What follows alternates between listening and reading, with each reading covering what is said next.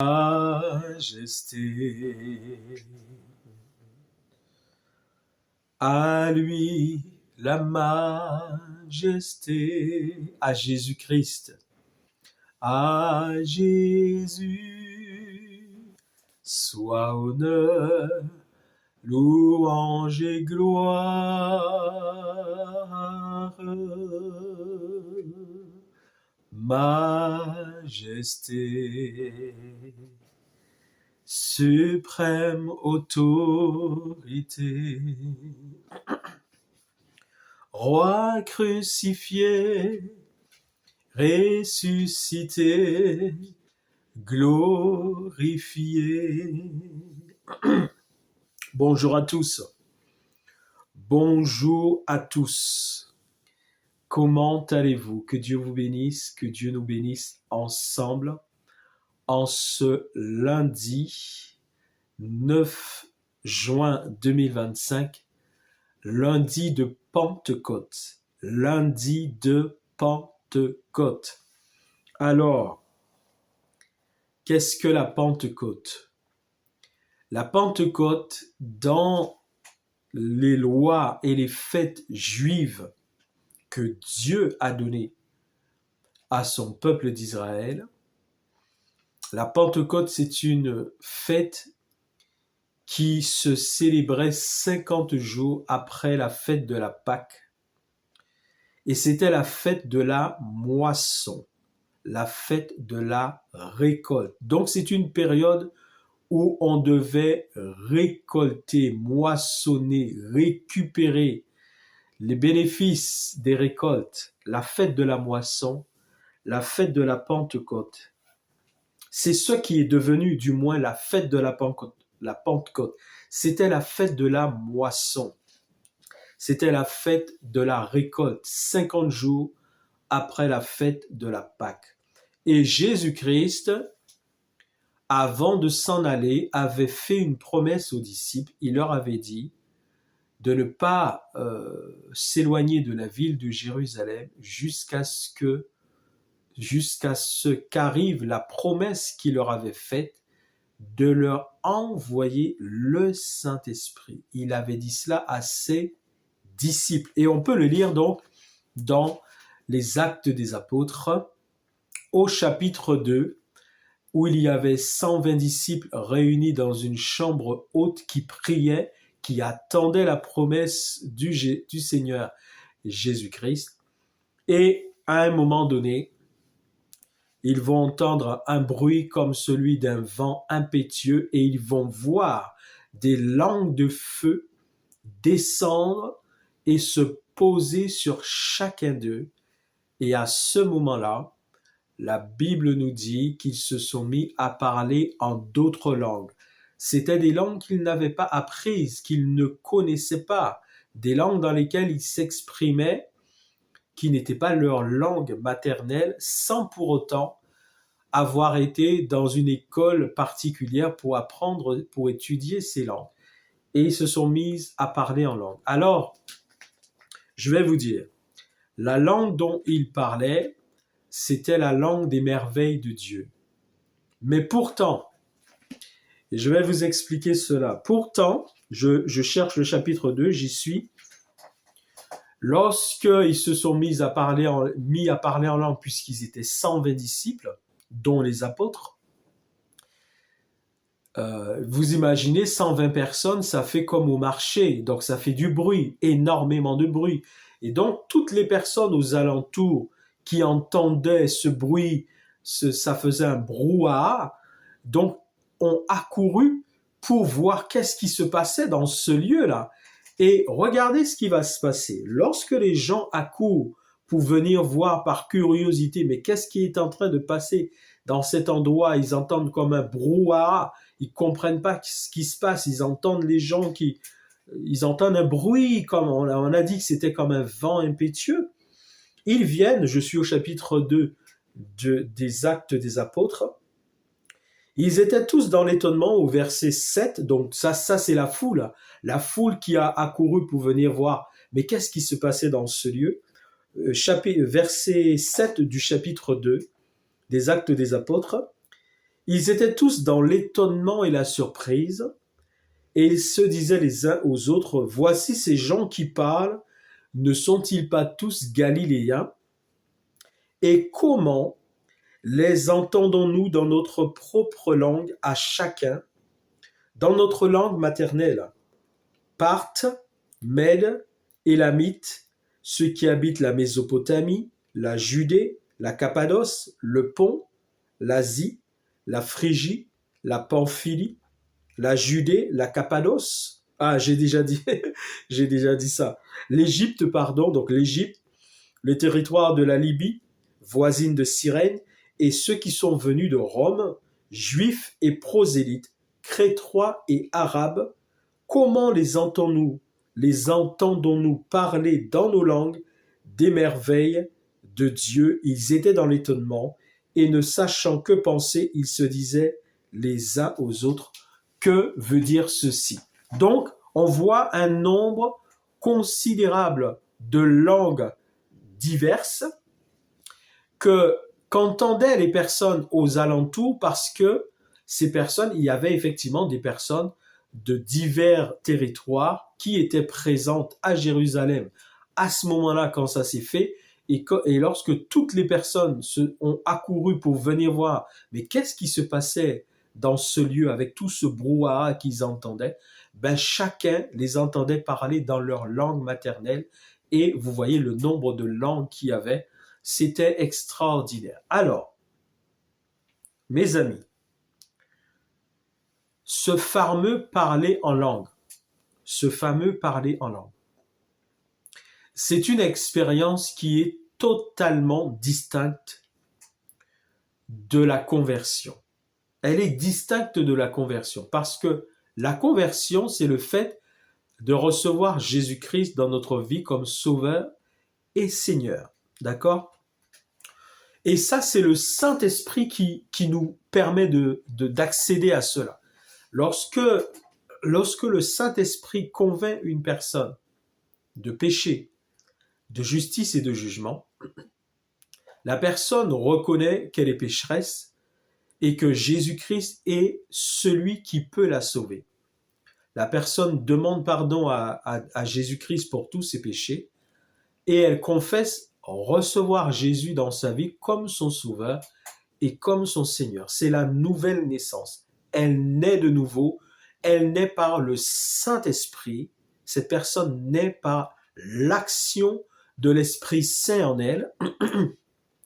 Et en recevant Jésus dans sa vie, Jésus lui donne le pouvoir de devenir désormais un enfant de Dieu. Ça, c'est la nouvelle naissance. Maintenant, cette personne qui est née de nouveau, elle n'est pas forcément baptisée dans le Saint-Esprit et elle ne parle pas forcément en langue. Alors, je voudrais vous dire que j'ai déjà fait 2 vidéos dans cette chaîne.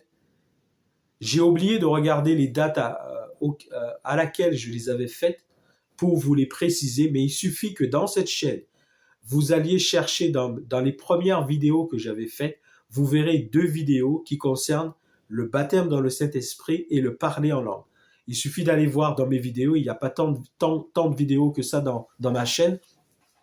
Allez voir, vous switchez rapidement, vous tomberez sur les 2 premières vidéos que j'avais faites qui parlent du baptême dans le Saint-Esprit et du parler en langue. Donc, je ne vais pas reprendre tout ce que j'ai déjà expliqué dans ces vidéos. J'expliquais concrètement ce qu'est le baptême dans le Saint-Esprit avec le parler en langue. Donc, allez voir dans ma chaîne les 2 vidéos où je parle du baptême dans le Saint-Esprit, du vrai parler en langue et du faux parler en langue. Voilà. Donc là, je ne vais pas reprendre tout ce que j'ai déjà dit dans ces 2 vidéos. Je vais aller un peu plus vite. Et pourquoi je fais cette vidéo aujourd'hui? Je le dis ouvertement. Pourquoi est-ce que je fais cette vidéo? C'est parce que récemment, j'ai vu une vidéo d'une jeune chrétienne qui malheureusement a fait un message où elle dit « Le parler en langue, pourquoi je n'y crois plus ?» D'où, moi, le titre de mon message, le parler en langue, pourquoi j'y crois encore aujourd'hui? Parce que elle, c'est le parler en langue pourquoi je n'y crois plus, et moi c'est le parler en langue, pourquoi j'y crois encore aujourd'hui. Et vraiment que Dieu la bénisse, elle avec sa famille, mais elle explique que son mari, à un moment donné, est venu lui dire qu'il n'y croyait plus dans le parler en langue, c'est-à-dire la glossolalie. La glossolalie. La glossolalie, c'est les kamboro sherewara kere sonto, angabara siriwore keriban, shokoro de gara sorwa kanta, rebo kanto koro sheriben sorotante. C'est la glossolalie. Cette langue que je parle là, je ne l'ai pas apprise. Je ne suis allé dans aucune école biblique pour apprendre cette langue. Il n'y a aucun professeur qui est venu m'enseigner comment avoir cette langue-là. J'ai cru dans ce que Dieu dit dans sa parole. J'ai prié pour cela et j'ai fait cette expérience du baptême dans le Saint-Esprit avec cette langue des merveilles de Dieu. D'accord ? Et c'est pour cela que le Saint-Esprit en moi peut intercéder de cette manière du moment où j'en ai envie. Parce que c'est le seul don des dons spirituels. Vous avez les 9 dons spirituels décrits dans le chapitre 12 de 1 Corinthiens, les dons de prophétie, dons des guérisons, dons des langues, dons d'interprétation des langues, dons de sagesse, dons de la parole de connaissance. Voilà, il y a les 9 dons spirituels décrits dans 1 Corinthiens chapitre 12. Et puis, il y a le don du parler en langue qui est totalement distinct de ces 9 dons. Et ce don-là, le don du parler en langue, c'est un don que l'on peut utiliser librement dès qu'on en a envie, à la différence des 9 dons de 1 Corinthiens chapitre 12. Les 9 dons de 1 Corinthiens chapitre 12, on ne peut pas les utiliser dès qu'on en a envie. C'est le Saint-Esprit en nous qui, lorsqu'il le permet, manifestera le don qu'il a mis en nous à ce moment-là, dans une circonstance, dans une situation précise où on va prier pour quelque chose et on va demander à Dieu aussi de permettre que se manifeste le don qu'il a mis en nous, ou alors c'est Dieu lui-même qui va nous saisir à un moment donné sans qu'on le lui demande pour manifester le don qu'il a mis en nous. Ça, c'est les 9 dons spirituels de 1 Corinthiens, chapitre 12.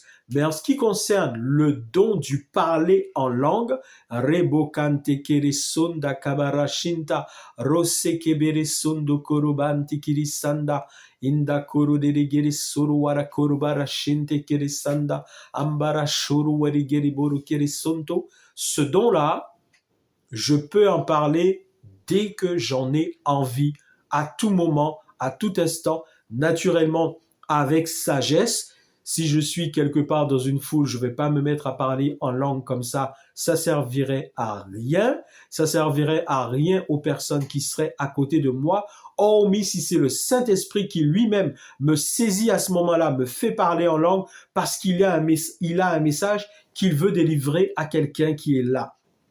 Mais s'il n'y a pas de message à délivrer aux personnes qui sont autour de moi et que je me mette à parler dans cette langue, ça sert à rien du tout.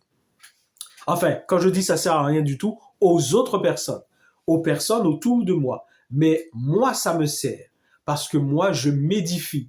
Moi, ça me sert, je suis en train de m'édifier, mais ça sert à rien aux personnes qui m'entendent parler en langue parce qu'ils comprendront rien. Et s'il n'y a pas un message qui leur est donné à ce moment-là pour qu'ils puissent comprendre le message qui leur est donné, ça leur sert à rien. Bon, alors je vous disais, cette jeune chrétienne a fait ce message où elle dit que son mari est venu lui dire qu'il ne croyait plus dans le parler en langue, c'est-à-dire la glossolalie korobakaresha kondoro serebere keresonto korobenche. Il ne croit plus en ça.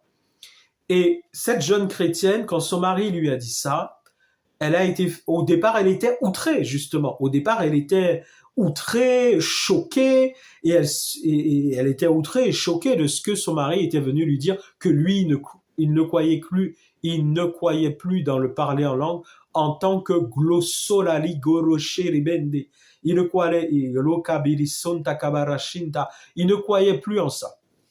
Donc, elle va faire des recherches et finalement, elle va être convaincue que son mari a raison et elle arrive donc à la conclusion que elle aussi, elle ne croit plus dans la glossolalie lorsqu'on parle du parler en langue, du baptême dans le Saint-Esprit.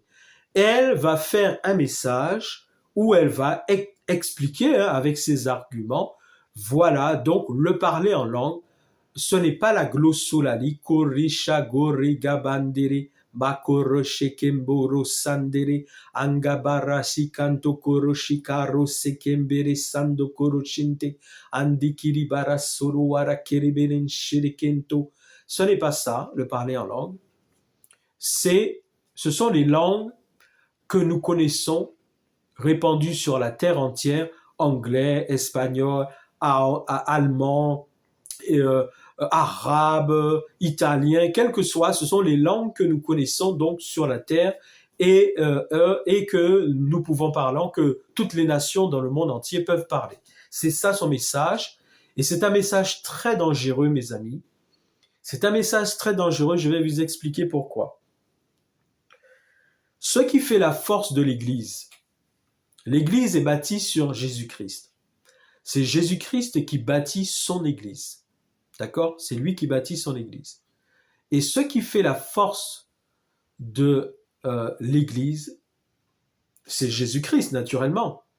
Il est la pierre angulaire principale de cet édifice spirituel qu'est l'Église. C'est sur lui, Jésus-Christ, qui a bâti l'Église. Et c'est lui qui bâtit son Église.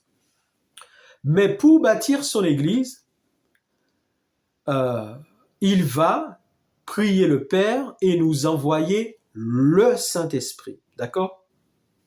Le Saint-Esprit, dans le chrétien, puisque le Saint-Esprit vient habiter dans le chrétien et il vient faire du chrétien une maison de Dieu en esprit, un temple de Dieu en esprit où réside donc par le Saint-Esprit dans le chrétien, Jésus-Christ et le Père. Si quelqu'un ouvre la porte, le Père et moi, nous viendrons et nous souperons avec lui et lui avec nous.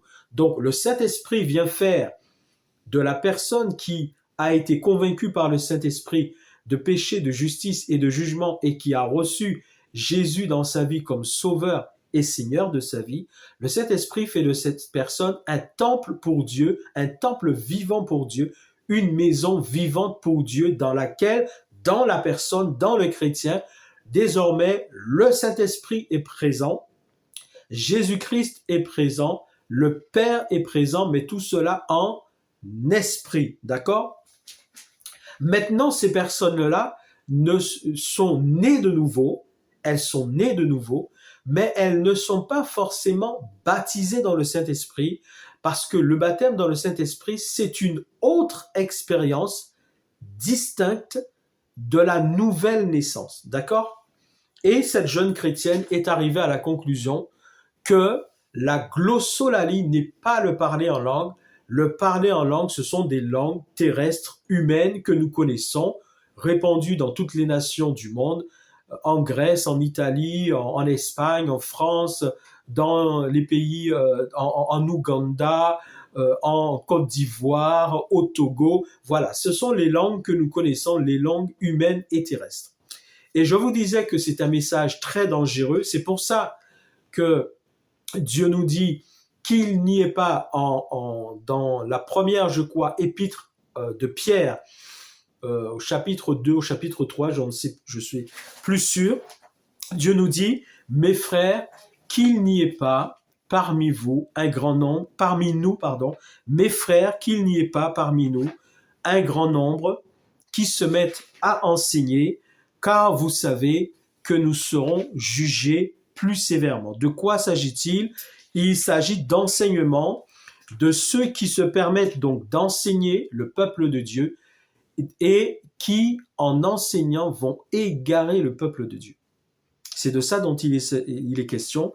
Il est dit donc, mes frères, qu'il n'y ait pas parmi nous beaucoup qui se mettent à enseigner, car vous savez que nous serons jugés plus sévèrement. Et l'apôtre Pierre disait en cela, dans le sens où il dit que nous serons jugés plus sévèrement, c'est-à-dire si notre enseignement est erroné et consiste à égarer les enfants de Dieu, Dieu nous jugera de ce que nous aurons égaré ses enfants en apportant des enseignements erronés, des enseignements qui ne soient pas révélés par l'Esprit de Dieu et qui consistent à égarer donc les chrétiens. Voilà, je l'ai trouvé. Excusez-moi, je dis je l'ai trouvé. En tout cas, c'est dans 1 Pierre ou 2 Pierre où il est dit cela.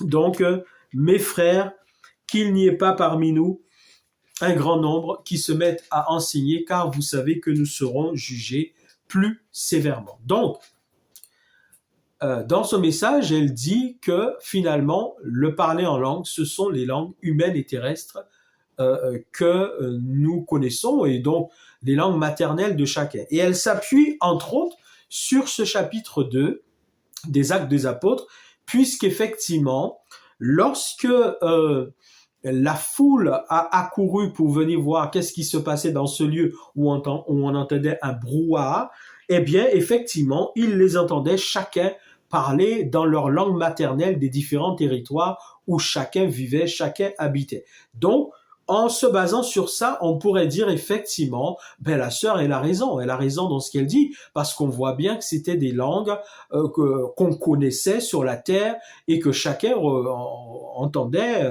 parler dans sa langue maternelle qu'il connaissait. Donc, on peut dire qu'elle a raison, ce qu'elle dit est vrai. On va aller plus loin, mes amis. On va aller plus loin. On va aller au chapitre 19 du livre des apôtres, des actes des apôtres.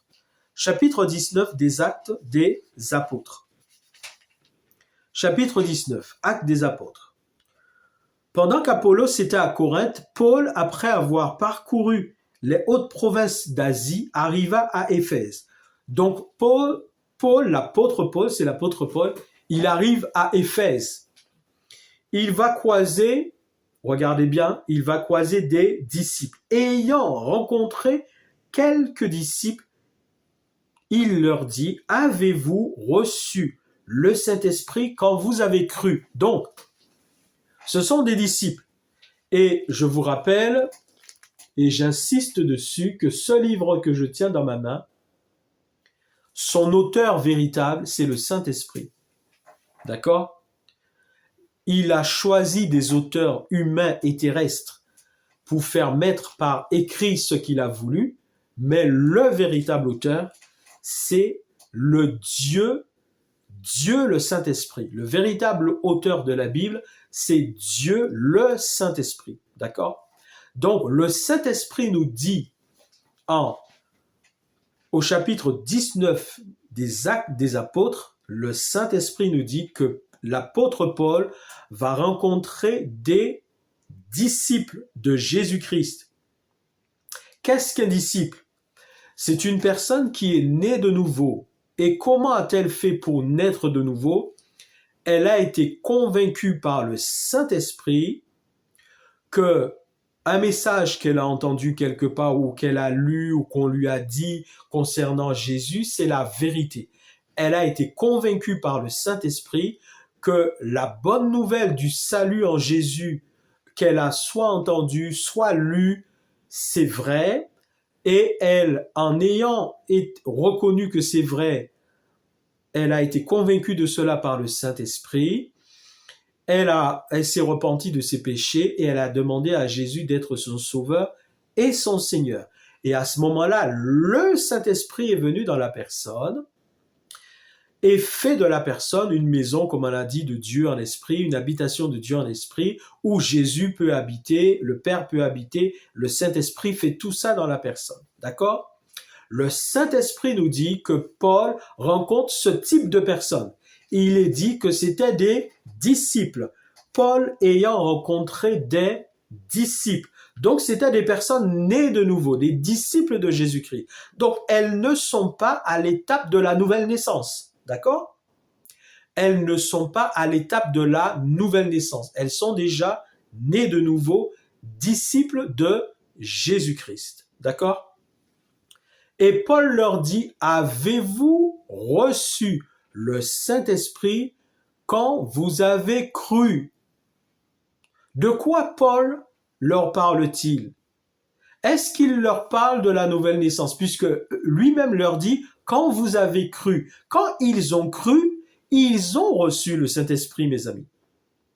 Parce que quand une personne croit, lorsqu'une personne croit en Jésus, dans le message du salut en Jésus, la personne reçoit le Saint-Esprit. Le Saint-Esprit vient dans la personne. C'est comme ça qu'elle naît de nouveau. Il n'y a pas de nouvelle naissance sans le Saint-Esprit. Le Saint-Esprit vient dans cette personne. C'est de là que la personne naît de nouveau. Elle naît de l'Esprit de Dieu. Et Jésus-Christ vient aussi, puisque la personne reçoit Jésus, elle accepte Jésus. Jésus-Christ aussi vient avec le Saint-Esprit.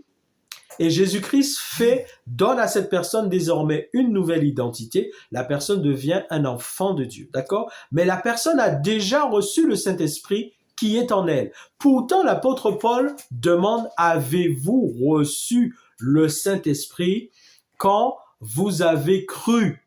D'accord? Avez-vous reçu le Saint-Esprit quand vous avez cru? De quoi leur parle-t-il? C'est parce qu'il leur parle d'autre chose. Et de quoi leur parle-t-il? Cette autre chose dont il leur parle, ce n'est pas la nouvelle naissance. Ils ont déjà le Saint-Esprit. Ce sont des disciples. Il sait qu'ils ont cru. Il leur dit quand vous avez cru. Donc, il sait qu'ils ont le Saint-Esprit en eux, que ce sont des disciples. Il ne leur parle pas de la nouvelle naissance. Il sait qu'avec la nouvelle naissance, ils ont déjà le Saint-Esprit. Il leur parle d'autre chose qui est le baptême dans le Saint-Esprit. Parce que pourquoi Jésus avait dit à ses disciples, même si à ce moment-là, Paul, qui était Saul de Tarse, n'était pas avec eux, mais il connaît l'histoire de tout ça. Il sait que Jésus avait dit, vous recevrez une puissance, le Saint-Esprit survenant sous vous, et vous serez mes témoins à Jérusalem, dans toute la Judée et dans le monde entier, jusque là où l'Esprit de Dieu vous conduira, là où Dieu vous conduira. Il savait tout ça. Il sait, l'apôtre Paul, que pour qu'une vie chrétienne soit vraiment une vie efficace et au service de Dieu, il faut qu'il y ait l'onction et la puissance du Saint-Esprit dans la vie de la personne. Il le sait. Donc pour lui, c'est essentiel, c'est important que les chrétiens fassent aussi l'expérience du baptême dans le Saint-Esprit. Donc il ne leur parle pas de la nouvelle naissance, mais il leur parle du baptême dans le Saint-Esprit. Avez-vous reçu le Saint-Esprit quand vous avez cru? Et eux, il faut se rappeler que eux, à cette époque, ils n'ont pas la Bible. Ils n'ont pas la Bible comme nous. C'est le début, nous sommes au début de l'Église de Jésus-Christ qui a pris naissance, qui se développe. Il y a la Torah, il y a l'Ancien Testament, il y a les lois judaïques, hébraïques que Moïse avait données au peuple d'Israël, mais il n'y a pas encore le Nouveau Testament. Le Nouveau Testament est en train de se mettre en place. Le Nouveau Testament est en train de s'écrire avec les différentes lettres des apôtres. L'apôtre Paul, l'apôtre Pierre, l'apôtre Jacques, Matthieu, Jean, Luc, tout ça. Donc, le Nouveau Testament est en train de s'écrire avec les révélations que leur donne le Saint-Esprit, les enseignements, les expériences que leur donne le Saint-Esprit et qu'il les fait mettre par écrit pour que l'Église ait les écrits des enseignements que Dieu veut qu'ils aient concernant la vie de l'Église. Donc, le Nouveau Testament n'existe pas, ils n'ont pas la Bible comme nous. Donc, l'apôtre Paul leur dit, avez-vous reçu le Saint-Esprit quand vous avez cru? Ils ne savent même pas ce que c'est. Ils disent, nous n'avons même pas entendu dire qu'il y avait un Saint-Esprit. Et l'apôtre leur demande, mais de quel baptême avez-vous été baptisés? Ils ont été baptisés du baptême de Jean. Donc, de là, l'apôtre Paul les baptise du baptême au nom de Jésus-Christ. Et quand il va leur imposer les mains, vous pouvez le lire au verset 6 du chapitre 19, lorsque Paul leur eut imposé les mains, le Saint-Esprit vint sur eux et ils parlaient en langue. Ils parlaient en langue et prophétisaient. Ils étaient en tout environ 12 hommes. D'accord? Donc on voit bien que c'était des disciples, qu'ils avaient cru en Jésus, donc ils avaient déjà le Saint-Esprit en eux, mais ils n'avaient pas encore fait l'expérience de ce qui s'appelle le baptême dans le Saint-Esprit. C'est lorsque Paul va les baptiser au nom de Jésus et ensuite Paul leur impose les mains, il prie pour eux, ils vont faire cette expérience du baptême dans le Saint-Esprit. Et comment sait-on qu'ils sont en train de faire cette expérience? C'est qu'on les entend parler en langue et prophétiser. D'accord? Donc, il y a une chose évidente qui concerne le baptême dans le Saint-Esprit. Une personne baptisée dans le Saint-Esprit parle obligatoirement en langue. Une personne baptisée dans le Saint-Esprit parle obligatoirement en langue. Si un chrétien dit « je suis baptisé dans le Saint-Esprit » mais qu'il ne peut pas parler en langue, il n'est pas baptisé dans le Saint-Esprit. Il a le Saint-Esprit, il est un enfant de Dieu, il est né de nouveau, et ça peut être un chrétien qui parle, qui marche très très bien avec Dieu. Hein. On a l'histoire d'ailleurs toujours dans les Actes des Apôtres de ces chrétiens qui étaient fervents d'esprit. C'étaient des chrétiens, des disciples fervents d'esprit, mais eux aussi n'avaient pas fait l'expérience du baptême dans le Saint-Esprit. Et c'est quand Paul va prier pour eux qu'ils feront l'expérience du baptême dans le Saint-Esprit. D'accord? Il faut que je le recherche. Il est dit, il était fervent d'esprit. C'est dans les Actes des Apôtres. Il était fervent d'esprit. Il enseignait, il prêchait. Il était fervent d'esprit, mais il n'était pas encore baptisé lui-même du Saint-Esprit. Bon, donc vous voyez que c'était des disciples, des enfants de Dieu, des chrétiens nés de nouveau, mais ils n'avaient pas encore reçu le baptême dans le Saint-Esprit. Et le baptême dans le Saint-Esprit est obligatoirement accompagné du parler en langue. D'accord? On retrouve cela aussi par exemple, au chapitre 10 des Actes des Apôtres. Chapitre 10 des Actes des Apôtres, c'est la même chose. Au chapitre 10, il s'agit de Corneille, ce centenier romain. Donc Corneille, il envoie chercher l'apôtre Pierre parce qu'il a une vision où un ange lui demande de faire ça, d'envoyer chercher l'apôtre Pierre. L'apôtre Pierre vient, tout ça, leur explique de manière plus en profondeur justement l'histoire de Dieu, du peuple d'Israël, des lois de Dieu, des promesses qui avaient été faites, des prophéties, de la réalisation des prophéties de Jésus-Christ et tout. Et ils sont en train d'écouter Pierre leur expliquer tout cela. Et qu'est-ce qui se passe? Chapitre 10 de Actes des Apôtres, c'est la même chose. Eh bien, le Saint-Esprit les visite et ils sont baptisés dans le Saint-Esprit et ils sont en train tous de parler en langue. Ils sont en train de parler en langue. Et la plupart, mes amis, Corneille avait invité sa famille, il avait invité sa famille. Ce n'était pas forcément des gens dans sa famille, je parle, au niveau des membres de sa famille qu'il avait invités, ce n'était pas forcément à la base des chrétiens. Hein. Mais en écoutant le discours de Pierre, ils seront convaincus que ce que Pierre dit est vrai. Et étant convaincus de ce que Pierre dit est vrai, la nouvelle naissance s'opère en eux par le Saint-Esprit. Et je ne parle pas de Corneille, qui lui était déjà né de nouveau parce qu'il croyait. Il faisait beaucoup d'aumônes au temple de Jérusalem parce qu'il croyait que Jésus est le Messie. Il croyait dans cela. Mais il a invité des membres de sa famille à écouter Pierre qu'il avait envoyé chercher. Les membres de sa famille n'étaient pas forcément tous des nés de nouveau et des chrétiens. Mais quand Pierre va faire son discours, ils seront convaincus que tout cela est vrai et c'est le Saint-Esprit qui fait ça en eux. Et le Saint-Esprit les visite et on les entend parler en langue également. Donc, on a la preuve qu'une personne baptisée dans le Saint-Esprit, c'est une personne qui parle en langue. C'est une personne qui parle en langue obligatoirement. D'accord? Maintenant, on arrive à cette fameuse langue. Qu'est-ce que c'est que cette langue-là? 1 Corinthiens chapitre 14. Qu'est-ce que c'est que cette langue? Puisque certains qui y croyaient n'y croient plus en ce qui concerne la glossolalie. Certains qui croyaient en la glossolalie, peut-être qu'elles ont même exprimé la glossolalie ou pas, n'y croient plus.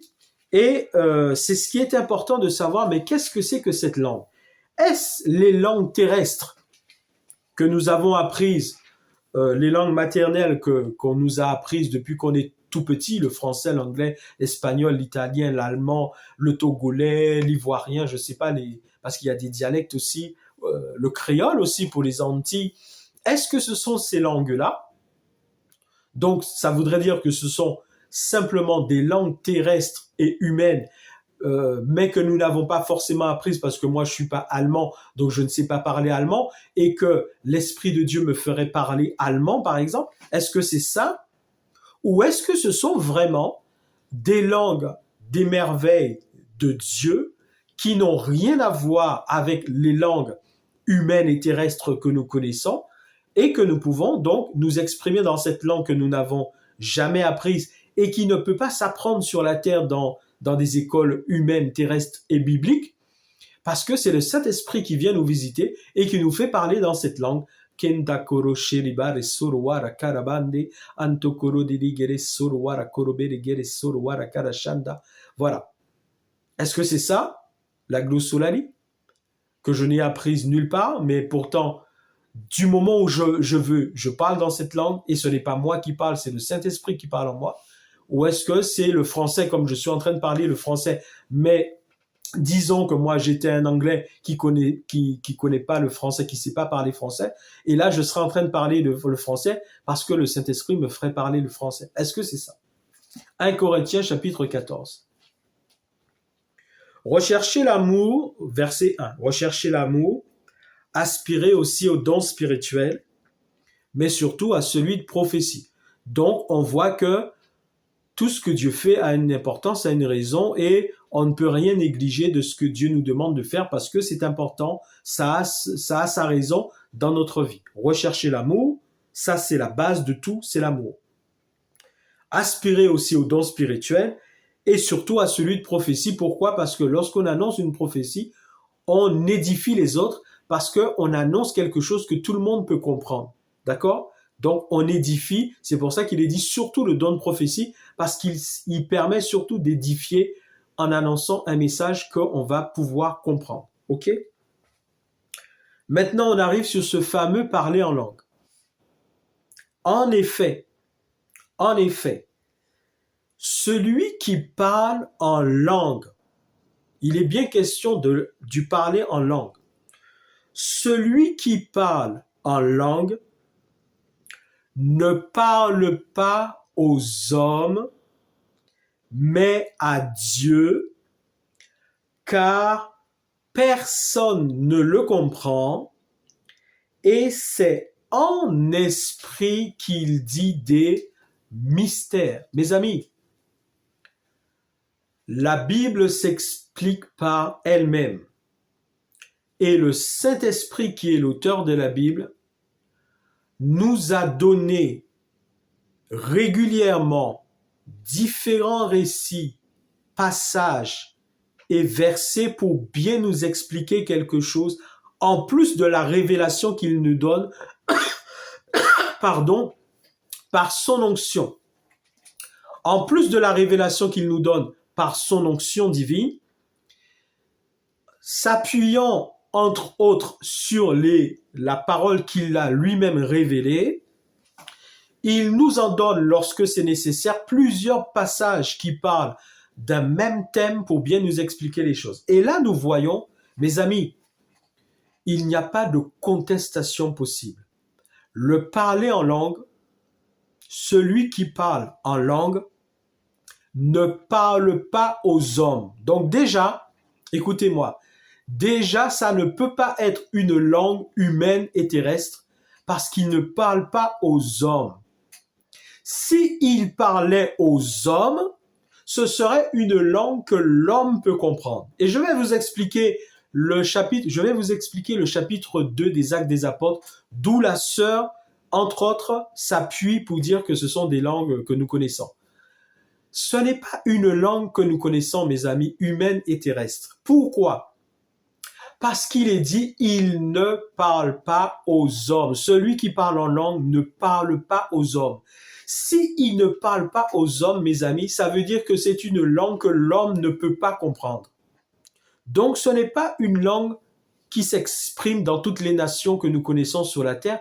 Il ne parle pas aux hommes. C'est une langue que l'homme ne peut pas comprendre. Et pourquoi? Il parle à Dieu. D'accord? Et personne ne le comprend, mes amis. Ça ne peut pas être une langue humaine et terrestre que nous connaissons, puisque personne ne le comprend. Si c'était une langue humaine et terrestre, on le comprendrait. Mais personne ne le comprend, mes amis. Car personne ne le comprend. Nous sommes au verset 2 du chapitre 14 de 1 Corinthiens. Car personne ne le comprend. Et c'est en esprit qu'il dit des mystères. C'est en esprit. Ça veut dire quoi, mes amis? C'est exactement ce que je vous dis. Kaboro shakande. Riko bantidi sunda kabara shindagara. Robigedi sorowara gorodedegere sandakara bere shinde. C'est en esprit que je suis en train de prier. Mes amis, lorsque je kotakara bikanto koroshenda, ce n'est pas mon intelligence. Je ne suis pas en train de prier avec mon intelligence et je ne suis pas en train de chercher ce que je suis en train de dire. C'est le Saint-Esprit en moi qui dit ce qu'il veut du moment où j'ai envie que le Saint-Esprit prie de cette manière pour moi. Nangere bara soro wara koro deri gara soro wara gara shanta indogoro seri wara goro shiribiri gere sonto. Et le Saint-Esprit est en train d'adresser d'excellentes prières qui m'édifient. Moi-même, je ne comprends pas ce qu'il dit. Je ne sais pas le traduire. Et si quelqu'un était avec moi là, la personne ne comprendrait rien non plus. Celui qui parle en langue ne parle pas aux hommes. Donc, ce n'est pas une langue que l'homme peut comprendre. Il ne parle pas aux hommes. Mais il parle à Dieu. Et personne ne le comprend, car c'est en esprit qu'il dit des mystères. Et c'est ça le parler en langue. Ce n'est pas une langue humaine, elle n'est pas terrestre, ce n'est pas une langue de toutes les nations répandues dans le monde entier. On ne l'apprend nulle part dans aucune école terrestre et dans aucune école biblique.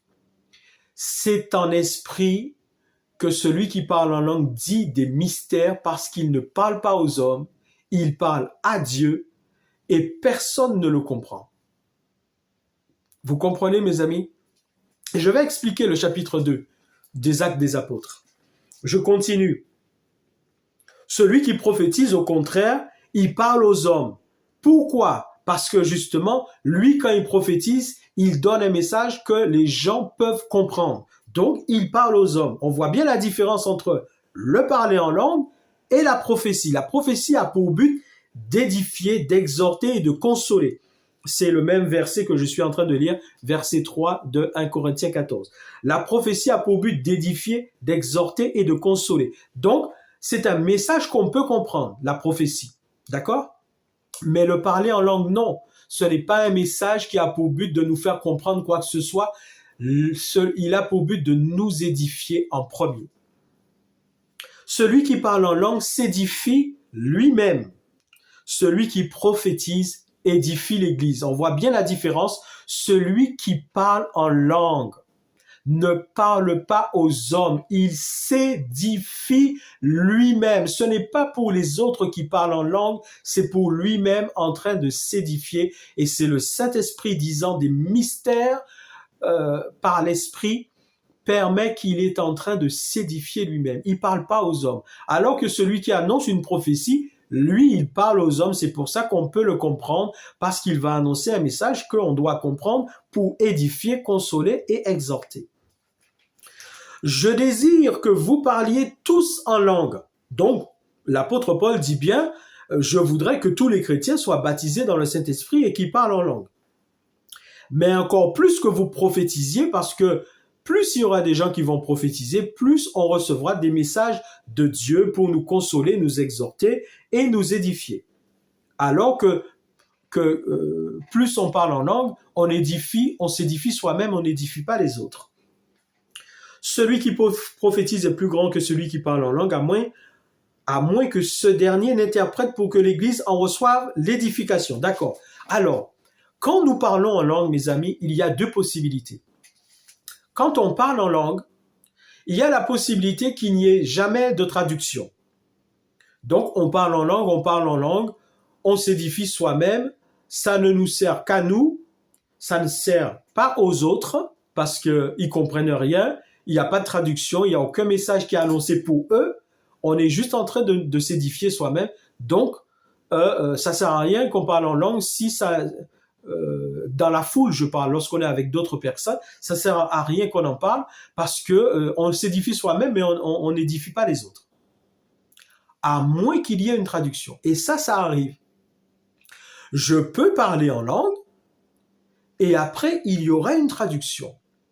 La traduction peut venir de moi-même, c'est-à-dire c'est le Saint-Esprit qui va me donner la traduction de ce que le Saint-Esprit vient de dire dans la langue parlée que personne ne comprenait, ou alors c'est quelqu'un d'autre qui était là, qui reçoit la traduction et qui va maintenant dire dans la langue de tous ceux qui sont là, si c'est en français, si c'est en anglais, si c'est en espagnol, en fonction de là où on est, des personnes qui sont là, une autre personne reçoit la traduction et elle va donner la traduction du message qui a été dit dans le parler en langue. Donc, quand elle va donner la traduction, tout le monde va comprendre, parce que si c'est du français, elle va parler en français. Tous ceux qui sont là, qui parlent français, vont comprendre. Si ce sont des Espagnols, elle parle en espagnol. Tous ceux qui sont espagnols, qui sont là, qui parlent espagnol, sont là et vont comprendre le message. Ça arrive. Ça arrive qu'il y ait un parler en langue, où la personne même qui a donné le parler en langue va donner la traduction, parce qu'elle reçoit la traduction, elle va la donner pour que tout le monde soit édifié. Ou alors, la personne parle en langue, elle ne reçoit pas elle-même la traduction, mais c'est quelqu'un d'autre qui est là, qui reçoit la traduction et qui la donne et qui fait que les personnes peuvent être édifiées. D'accord? Ça se fait, mes amis. Et c'est pour ça qu'il explique tout ça après.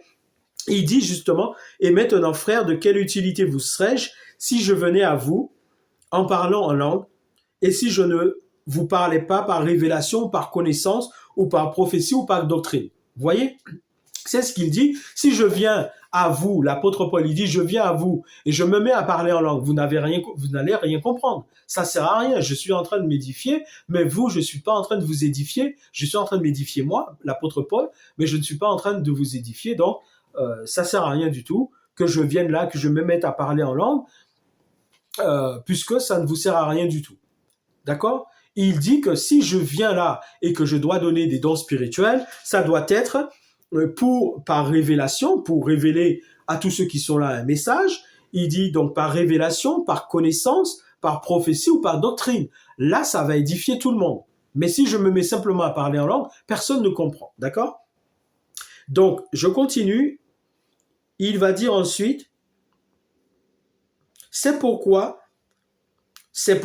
je suis au verset 13 de 1 Corinthiens 14, que celui qui parle en langue prie pour avoir le don d'interpréter. Vous voyez? Celui qui parle en langue prie pour avoir le don d'interpréter. Donc, moi, par exemple, et tout chrétien qui parle en langue dans le cadre de la glossolalie, nous devons aussi demander à Dieu de nous donner l'interprétation. Mais l'interprétation, c'est pas en général, ce n'est pas lorsque nous sommes nous seuls dans notre moment de prière avec Dieu, c'est lorsque nous parlons, lorsque nous sommes dans la communion des saints avec d'autres chrétiens. C'est dans ce cadre-là surtout qu'il nous faut avoir une interprétation si on sent, parce que à ce moment-là, on sait très bien qu'on parle en langue et que personne ne comprend, on va se mettre à parler vraiment en langue d'une manière audible pour tous, c'est parce qu'on le sent. C'est le Saint-Esprit qui va nous conduire à parler de cette manière-là. Mais dans ce cas-là, il faut qu'il y ait une interprétation.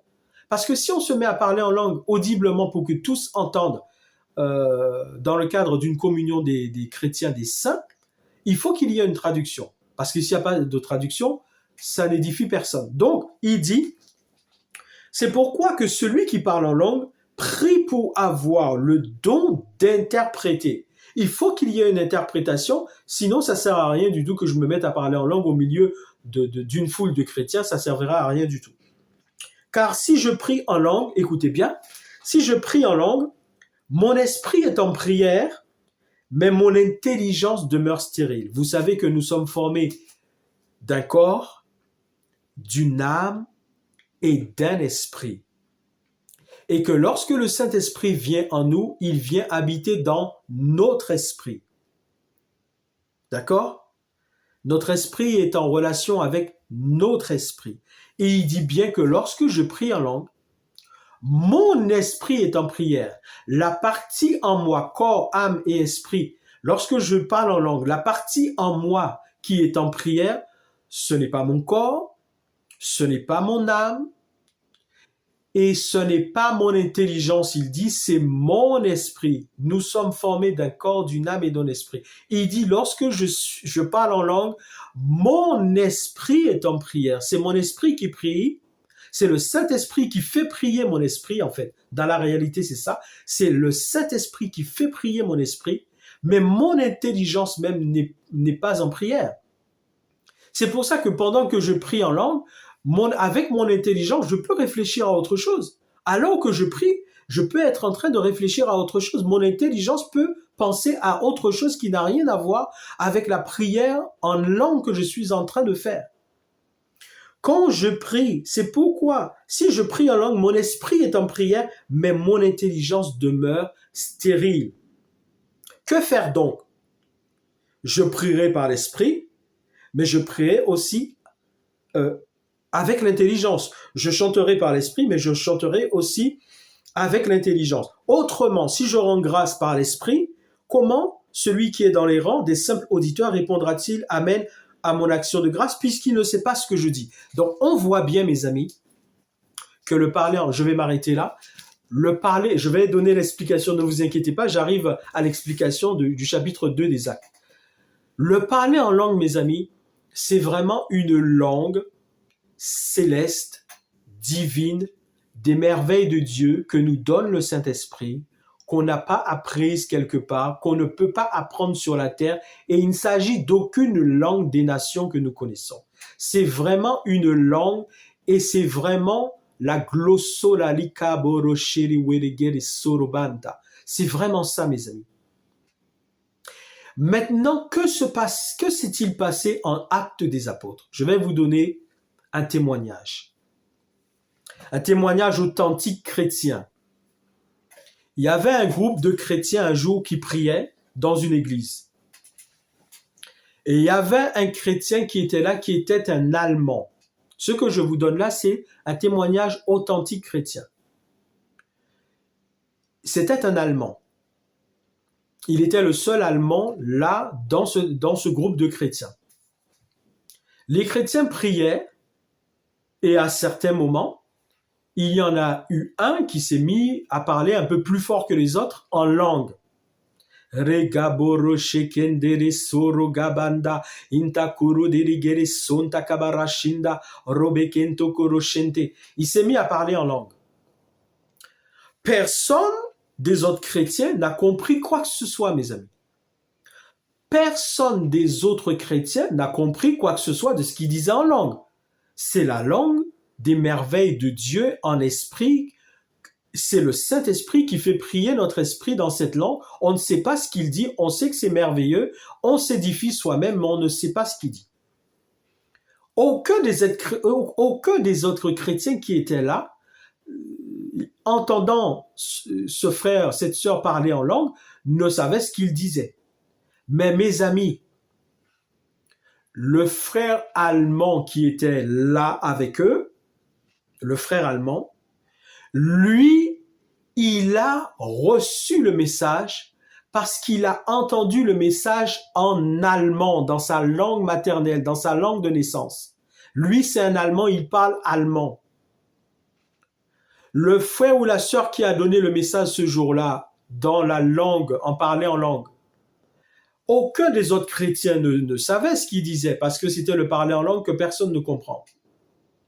Mais ce frère allemand qui était là, lui, il a entendu et compris le message en allemand. C'est-à-dire que lui, il a entendu ce message dans sa langue maternelle, en allemand. Parce que le message, Dieu voulait lui dire quelque chose et Dieu a permis qu'il entende, lui, de l'allemand, alors que c'était bien le parler en langue que personne ne comprend. Mais lui, il l'a entendu dans sa langue maternelle et il a compris le message parce que le message était pour lui le message qui était en langue que personne ne comprend, mais lui, il l'a compris dans sa langue maternelle en allemand, mes amis. Et c'est ça qui s'est passé au chapitre 2 des Actes des Apôtres, mes amis. Le parler en langue qui est venu sur les disciples à ce moment-là, c'est bien le parler en langue dont nous parle 1 Corinthiens chapitre 14. Celui qui parle en langue ne parle pas aux hommes, mais il parle à Dieu et personne ne le comprend car c'est en esprit qu'il dit des mystères.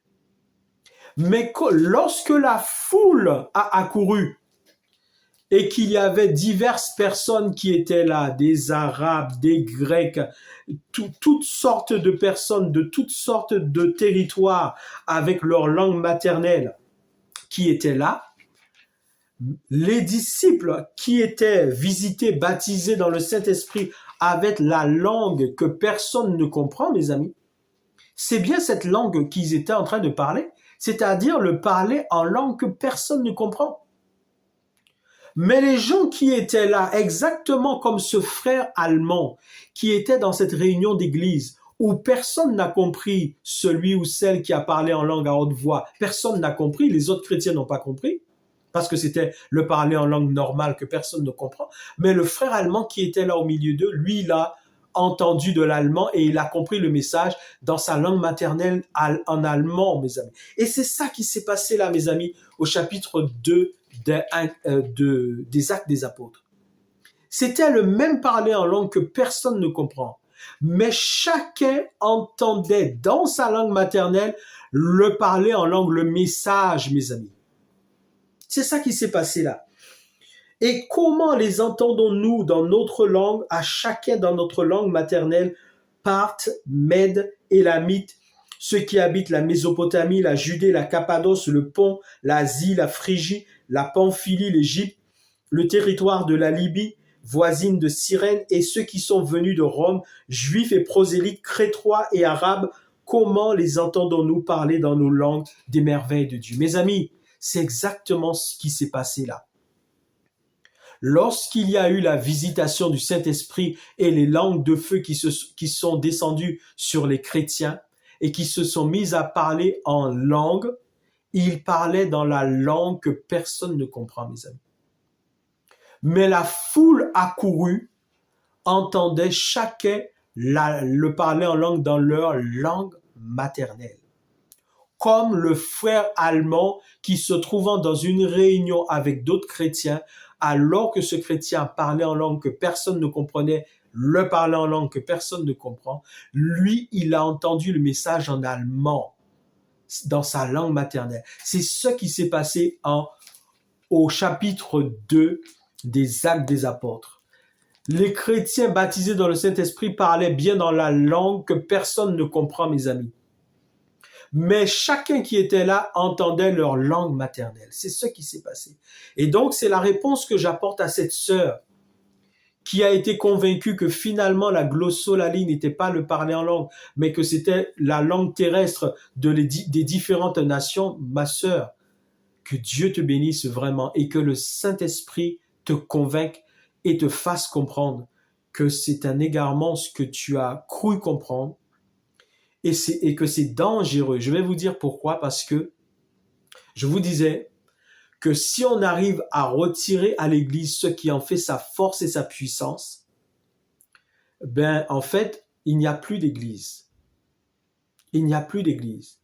Parce que Jésus-Christ a dit à ses disciples, quand il sera parti, il priera le Père qui nous enverrait le Saint-Esprit et lequel Saint-Esprit prendra de tout ce qui est à Jésus et il nous l'annoncera et il glorifiera Jésus dans l'Église. Et il n'y a pas d'Église sans Saint-Esprit. Et il n'y a pas d'Église sans ce que fait le Saint-Esprit dans l'Église. Et si on enlève au Saint-Esprit certains aspects de ce qu'il fait, en fait, c'est pour amoindrir l'Église dans son œuvre, dans sa mission, dans sa puissance. Il n'y a pas d'Église sans Saint-Esprit. Et si on enlève au Saint-Esprit une partie des choses de ce qu'il fait dans l'Église, on diminue, en fait, on veut diminuer l'Église, on veut diminuer la puissance, l'onction que le Saint-Esprit donne à l'Église, donne aux chrétiens pour l'œuvre à laquelle nous sommes appelés, qui consiste à évangéliser le monde. Mes amis, c'est très dangereux. Et ça, c'est une tactique des ténèbres pour justement tenter d'enlever à l'Église ce qui en fait sa puissance et sa force, c'est-à-dire le Saint-Esprit. Le Saint-Esprit. Le Saint-Esprit. Alors, vraiment, ma sœur, que Dieu te bénisse. Que Dieu bénisse ton mari. Et je prie seulement que par la grâce de Dieu et par la révélation du Saint-Esprit, vous reveniez à la saine doctrine en reconnaissant finalement que ce que vous avez cru comprendre, c'était faux et que le vrai parler en langue, c'est bien cette langue qu'on ne connaît pas, qu'on ne peut pas comprendre à moins qu'il y ait une traduction. Mais c'est vraiment la glossolalie. Et si Dieu, alors que par exemple, un Chinois serait là et que je me mettais à parler en langue, et si Dieu voudrait faire à ce Chinois, alors que moi je parle en langue, dans cette langue que moi-même je ne comprends pas, mais si Dieu veut lui faire entendre du chinois, il entendra du chinois et il comprendra le message si Dieu veut lui donner un message à travers ce parler en langue. Même si c'est le parler en langue que moi-même je comprends pas, je parlerai quand même cette langue que je ne comprends pas, mais lui il entendra du chinois parce que Dieu veut lui dire quelque chose et Dieu va utiliser ce parler en langue pour lui faire entendre le message en chinois et lui il l'entendra en chinois. C'est ça ma sœur et c'est ça mon frère, le vrai parler en langue. Donc, que Dieu vous bénisse tous les deux et que Dieu bénisse tous les chrétiens parce qu'il y a aussi un nombre considérable de chrétiens qui, comme ce couple-là, a été convaincu que la glossolalie n'était pas le parler en langue, que le Saint-Esprit vous convainque, que ça c'est une voie d'égarement et c'est une fausse doctrine. Et que le parler en langue, c'est bien la glossolalie, qui est une langue qu'on ne peut pas apprendre sur la terre et qui ne concerne aucune des langues des nations que nous connaissons sur cette terre. Et maintenant, je prie pour tous ceux que le Saint-Esprit a convaincus et convaincra à travers cette vidéo et qui veulent recevoir, parce qu'ils ne l'ont pas encore reçu, le baptême dans le Saint-Esprit et le parler en langue. Demandez-le simplement à Dieu avec foi. Demandez-le simplement à Dieu avec foi. Je vais vous guider, mais vous allez pouvoir continuer dans cette prière. Seigneur Jésus, Seigneur Jésus, tu nous as fait la promesse à tous ceux qui croient en toi que nous recevrions aussi une puissance, le Saint-Esprit survenant sur nous, afin que nous soyons tes témoins dans le monde entier. Mais tu nous as aussi montré, et le Saint-Esprit nous a montré dans ta parole, que plusieurs ont fait une expérience du baptême dans le Saint-Esprit où ils parlaient une langue nouvelle qu'ils n'avaient pas apprise. Moi aussi, Seigneur Jésus, je veux faire cette expérience du baptême dans le Saint-Esprit et je veux parler cette langue céleste par laquelle je pourrais m'édifier moi-même et passer du temps avec toi dans la prière. Et si tu veux m'utiliser par cette langue céleste, parler aussi à d'autres. Je veux faire cette expérience. Je veux connaître cela, Seigneur Jésus. Alors maintenant, s'il te plaît, Jésus-Christ, baptise-moi dans le Saint-Esprit et que je puisse parler cette langue des merveilles de Dieu au nom de Jésus-Christ de Nazareth. Marigaboro shanteri werigere soro wara garabande. Antu kuru dirigere soro wara korubara kiri sonto korushente. Anda kabara siri wara korubere gere sonto korubanderi shanta. Inda kuru diribere soro wara koro shiri were gere santere bande. Inda kuru dirigara soro wara koro bakinte kere sinti. Ambara shere we kerebe. Madagara shakantoro soroba.